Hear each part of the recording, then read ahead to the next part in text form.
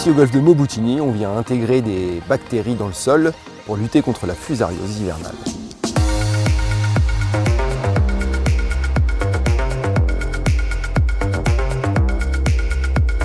Les bactéries, c'est des streptomys. En gros, son action, elle va venir coloniser le système racinaire et donc protéger des champignons pathogènes éventuels.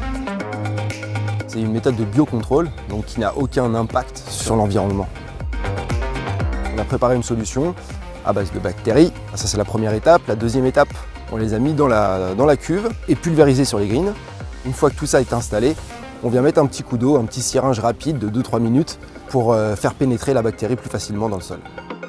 On l'a fait en 4 étapes pour essayer d'amener le plus possible de bactéries, d'avoir une population assez importante qui puisse être efficace à long terme.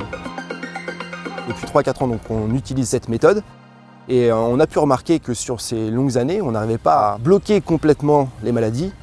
Par contre, que les attaques étaient de moins en moins courantes et de plus faible intensité. On le fait à cette période-là parce que du coup, le champignon pathogène est beaucoup plus présent à cette période-là. La fusariose hivernale, elle arrive surtout, comme son nom l'indique, en hiver. C'est une maladie qui est compliquée dans le sens où elle arrive en période de non-pousse. Et souvent, si on a des problèmes qui arrivent à ce moment de la saison, on a des maladies qui vont perdurer jusqu'à... des dégâts sur les greens qui vont perdurer jusqu'à début mars. 2025 arrive assez vite et 2025, c'est zéro phyto. Donc il faut se préparer en amont. On sait que les bactéries, ça met du temps à se mettre en place.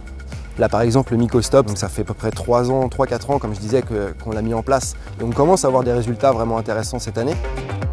Maintenant je pense que pour toutes les autres bactéries ça va être à peu près la même chose. Et c'est le moment de vraiment s'y mettre pour pouvoir préparer tout ça.